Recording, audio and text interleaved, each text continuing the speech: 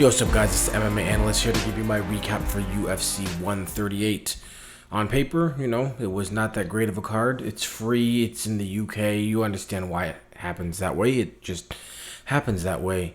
The UK, and for those who don't know why it happens that way, for example, why was the card amazing in Brazil and then ended up being amazing?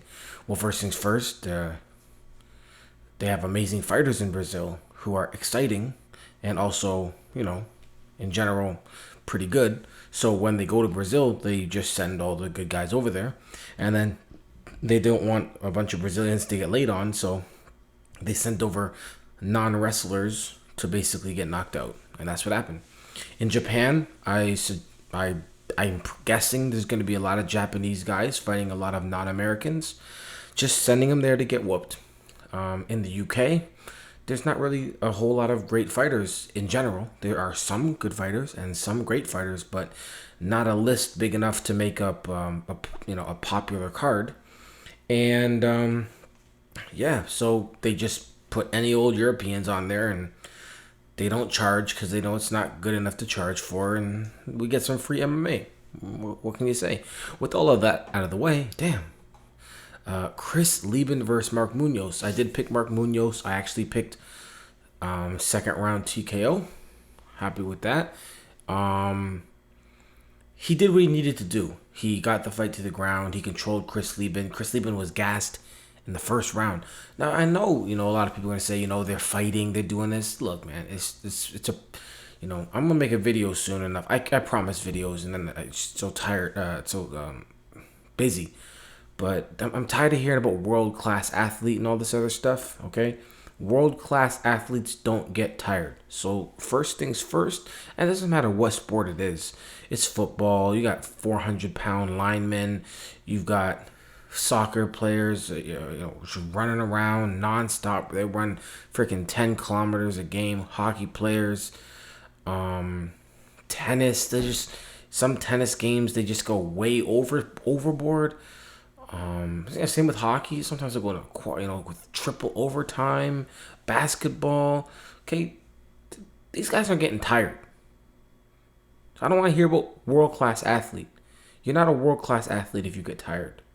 You might be a really good fighter, and you might be an athlete, but I don't want to hear the phrase world-class athlete with anybody who's ever gassed in a fight for any reason other than maybe they got injured and they went. I don't want to hear it. And especially habitual gassers, I don't want to hear world-class anymore when it comes to being a world-class athlete. I don't want to hear about MMA having the best athletes in the world.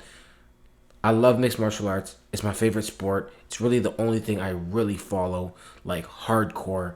Come on, man. They're not the best athletes in the world. Stop it. All right, so with that out of the way, let's get back to this real quick. Chris Leben gassed in the first round, and he was done.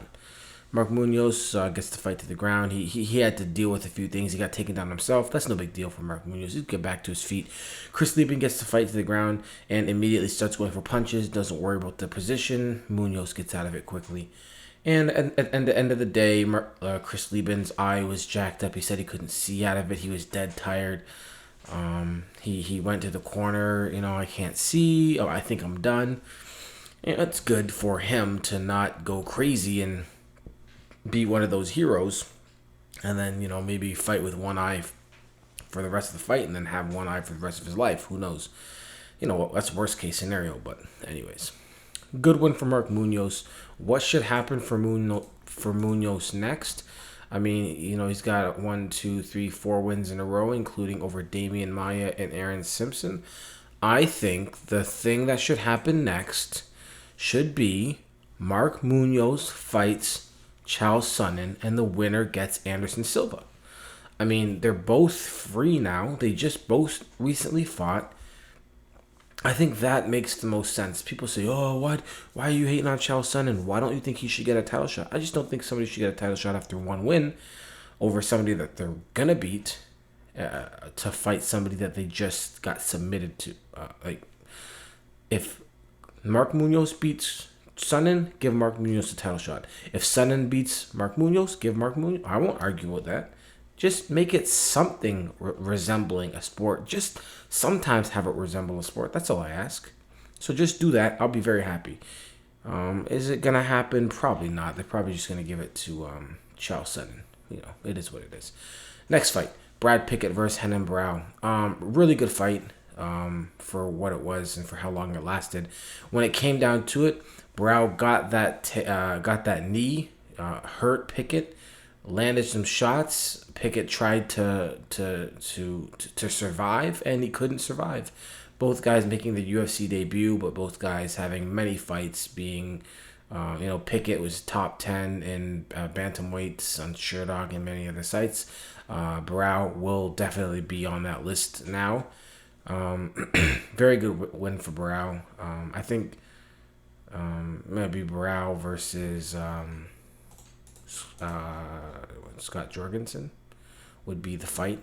Jorgensen beat Pickett. Barão beat Pickett. They're all trying to move the way to the top. Barão versus Jorgensen next. Good fight. Brad Pickett versus I don't know, but he's a good fighter still. So good win for Barão. Thiago Alves, Papi Betty. This is what it is. Simply they sent Alves out there to whoop, to test somebody and also to get that win that he should get. He did get the win. Betty didn't look bad at all. It's just Alves is too much for most people. Betty is one of these people that fall into most. Good win for Thiago Alves. Papi Betty. He'll be a tough fight for a lot of guys. They should keep him around, give him another fight, see how he does. Thiago Alves, he still is throwing that punch and then covering up and, just covering up for a long time after one strike. Just, get back on your fluid fighting style and just, do what you're doing. But you got the first round win, so I'm not complaining. I'm just saying, just keep doing your thing if you want to move up the rankings and get back to where you were.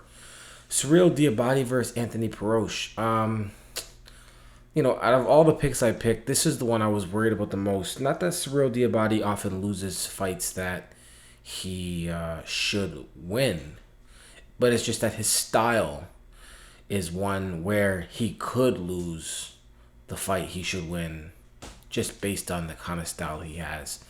Perosh got a win here that really, is a tough one for him to get. Should he have got the win? Probably not, on paper. But at the end of the day, he did what he needed to do. He's got 2 fights in a row with the win in the UFC. And, give him another test. Cyril Diabate, he's got a win over Steve Cantwell. Now a loss to Anthony Perosh. Before that, a loss to Alexander Gustafsson. And before that, a win against Louis Kane. So, he'll be around. But a good win for Anthony Perosh. Terry Edom, that was a joke, right? This was 100% just we need to have a UK British guy just beat up some poor sap.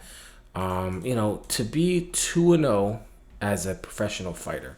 1 fight in 2009, 1 fight in 2010, and then to make your debut at the end of 2010 in the UFC, then to lose that, to come back, to lose that, and then to be brought back for your 3rd fight. This guy's had 5 fights, 5 MMA fights total. He made his debut in his 3rd fight, and now he's on a 3-fight losing streak. I just don't think that people should be making it to the big leagues with 2 fights and then staying in the big leagues for 3 fights longer, losing all of it. It's just a really bad look. But he's served his purpose, I guess, right? Terry Edom got that win, easy win, big win. Congratulations, Terry Edom. I did not see John Maguire versus Justin Edwards. But I guess Maguire got the win. Good job, Maguire. Rob Broughton took the loss to Philip DeFries. In that fight, I was worried that Philip DeFries would be able to get the fight to the ground and, do what he kind of does, which is just get takedowns and try and submit people. I wasn't really impressed with his jiu-jitsu. I wasn't really impressed with his ground game. And I didn't think that he'd be able to do what he did to Rob Broughton. He did. Congrats. Good win for him. Congratulations to Owen Magawa. for defeating Jason Young, and even more props for defeating him by decision. That's crazy. For my picks, I went 6-2 for my betting picks. And my only diamond pick for this card was Che Mills over Chris Cope. I actually went 1-0 for my diamond picks, and then I had five platinum picks, and they all went right. And then I got 2 gold picks that they were wrong. So my golds and my diamonds, my diamonds and my platinums and my diamonds are just they're shining. Anyways, Che Mills killed it. Went out there better than Chris Cope at everything. Dropped him. Just completely destroyed him. Good win for Che Mills. Chris Cope, you can only ride the Ultimate Fighter and all that for so long, and until it's so long. So good win for Che Mills. Should be interesting to see who they put him up against next. And Chris Carriazo, good win for him over Von Lee. So there you go. For all you folks, my MMA battle is coming out Tuesday. Now I'm going to put out a video when it comes out, but I'm just giving fair warning. When that video drops, okay, now it's going to be the only one of its kind, and I guarantee you're going to enjoy it. The other guy killed it. I did my thing. It wasn't judged because you can't have people who don't understand the punchlines judging it. We couldn't find enough people. So it was a promo battle, but in the end, it was just like a showcase.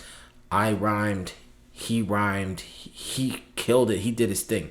I mean, there's like 150 altogether, at least, references of MMA from fighters, nicknames, promoters, promotions. I'm talking so much was covered.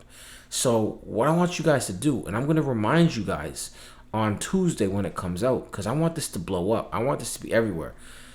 Spam this to everybody that you think cares. If you've got, Facebook, put it up. You're friends with any fight, friends, you follow any fighters, put it on the walls. Twitter, put it everywhere. You talk to anybody, put it up. And just keep pushing this battle. I think it's going to be, a really good look. I think the MMA community will appreciate it. Hopefully it gets, put on the websites and all the forums and all that good stuff. But if it doesn't, let's elevate this MMA battle, and let's just see what we can do together. You know what I mean? Because MMA is important and all that stuff, right? Did I say that in my battle? That'd be a damn shame if I didn't. Anyways, again, it comes out on November the 8th. The 8th? Is today the 8th? Yeah, November the 8th. Today's the 6th. All right, so there you go. UFC 138, it's done. I'm happy with it. UFC 139, I'm going to give you guys an alert. I've got to take a look. It's the Fox one. I just got to make sure. It's not really UFC 139. It's the next one. Fox one. Yeah. Okay, I think the last time I said that, there was a card that if you wanted to start betting on, I think I went perfect for my betting picks, 7-0 for my betting picks. This is a good one to start with. I mean, I haven't been so confident since that last time I was really confident, and that one went really well. I forget exactly what one it was, but anyways, this one here, it's I'm looking up and down this card and feeling real good about it. But anyways, get at me if you're looking for any links, if you want to bet, if you have any questions, any of that stuff. BetMMA@hotmail.com. And there you go. MMA, it's important. Peace.